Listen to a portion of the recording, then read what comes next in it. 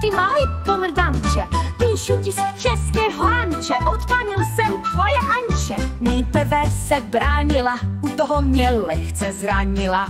Kurva jedna spanila a ještě blbě žvanila. Prst si přitom zlomila, dlouho se pak zlobila. I když stromeček zdobila, no a pak kocoura dobila. To je ale kurva kobila, i boty mi poblila. No a sex, tak ten odbyla. A to i tvoje tchyně Ludmila a tvůj tchán Michal. I kosu hovado dopíchal, sotva u toho dýchal. A ještě pořád kýchal, bo je alergický na kozu. A hlavně na tu z dovozu, co věnovala se příhozu. V kasíně v přívozu, k tobě už v životě nevlezu.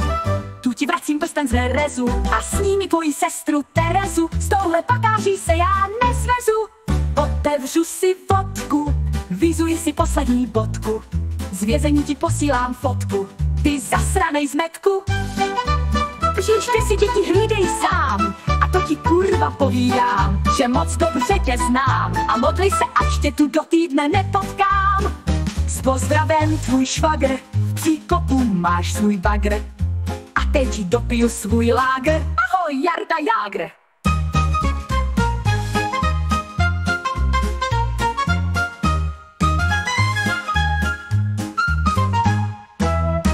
Kurva to byla, to je kocoura dobila.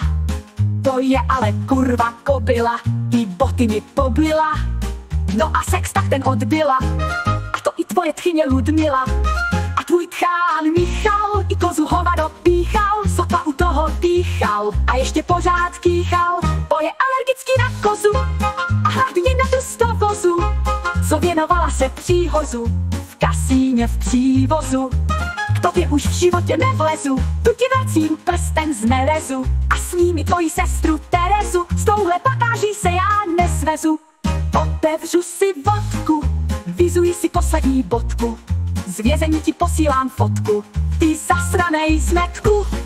Příště si děti hlídej sám, a to ti kurva povídám, že moc dobře tě znám. A modlí se, až tě tu do týdne nepotkám. S pozdravem tvůj švagr, v příkopu máš svůj bagr. A to piju svůj lágr, ahoj Jarda Jágr.